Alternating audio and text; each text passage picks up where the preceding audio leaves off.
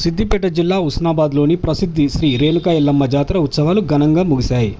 దాదాపు నెల రోజుల పాటు ఈ జాతర ఉత్సవాలు అంగరంగ వైభవంగా జరిగాయి. నేడు జ్యేష్ఠ పౌర్ణమి రోజున గౌడ కులస్తులు అమ్మవారి బాసింగాలు విప్పడంతో జాతర ఉత్సవాలు ముగిసినట్లు ఆలయ ఈవో కిషన్ రావు తెలిపారు. సుమారు 150,000 మందికి పైగా భక్తులు అమ్మవారిని దర్శించుకున్నట్లు పేర్కొన్నారు. మంగళవారం, శుక్రవారం, ఆదివారాల్లో భక్తులు అధిక సంఖ్యలో పాల్గొన్నట్లు వెల్లడించారు. ఆలయానికి వచ్చిన భక్తులకు అన్ని శాఖల ఆధ్వర్యంలో ఎలాంటి ఇబ్బందులు లేకుండా చర్యలు తీసుకున్నామని తెలిపారు.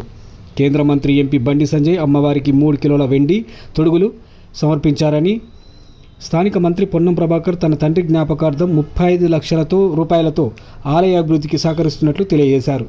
ఆలయ అభివృద్ధికి మరికొంతమంది దాతలు సహకారాలు అందిస్తున్నారు. జాతర ఉత్సవాలను విజయవంతం చేసిన ప్రతి ఒక్కరికి ధన్యవాదాలు తెలిపారు. ఈ కార్యక్రమంలో ఆలయ అర్చకులు పరమేశ్వర్ శర్మ తదితరులు పాల్గొన్నారు.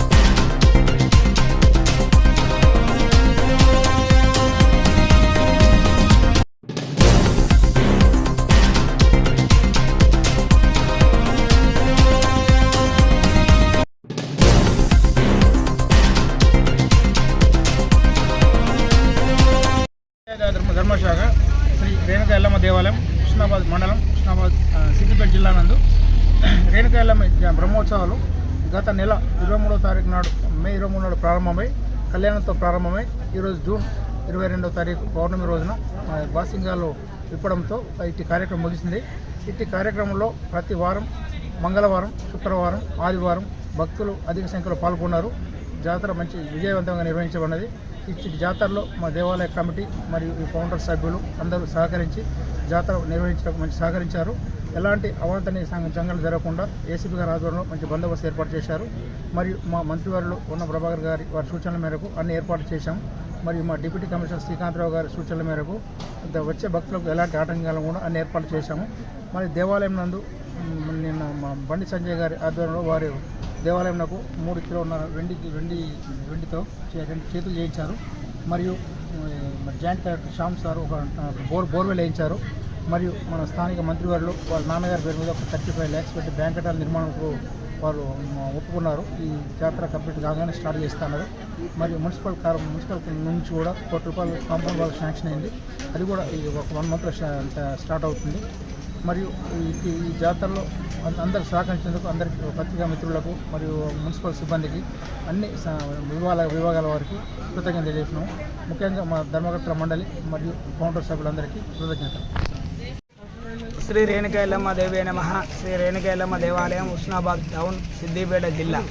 వైశాఖ పౌర్ణమి రోజు శ్రీ అమ్మవారి కళ్యాణంతో ప్రారంభమైనటువంటి జాతర మరి ఎక్కడ లేని విధంగా గౌడ కులస్తులచే భాషికాలు కట్టడం, తర్వాత నెల రోజుల పాటు జాతర అయిపోయాక భాషికాల పౌర్ణమి అంటే జ్యేష్ఠ పౌర్ణమి రోజున విప్పడం మరి ఒక సంప్రదాయంగా వస్తున్నటువంటి ఆచారము.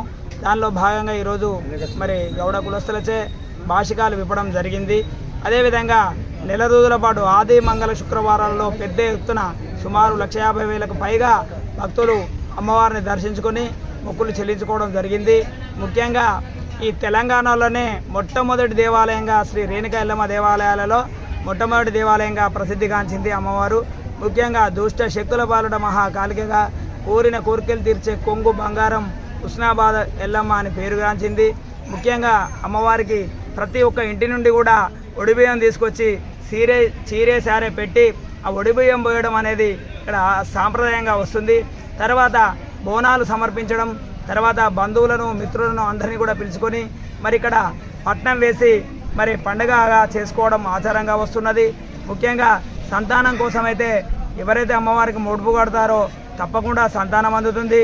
ఉద్యోగాల కోసం కూడా వచ్చేవాళ్ళు ఉద్యోగాలు రావాలని మొక్కినట్లయితే తప్పకుండా ఉద్యోగాలు వస్తున్నాయి. అమ్మవారిని మొక్కినంత మాత్రాననే వరమిచ్చే తల్లిగా మరి పేరుగాంచింది. ముఖ్యంగా ఈ యొక్క అమ్మవారిని దర్శించడానికి మన రాష్ట్రమే కాకుండా మహారాష్ట్ర, భీమండి ప్రాంతాల నుంచి, హైదరాబాద్ నుంచి మరియు సిద్దిపేట, హన్మకొండ, జనగాం, కరీంనగర్ నుంచి కూడా పెద్ద ఎత్తున ఈ జాతరకు భక్తులు తరలి రావడం జరిగింది.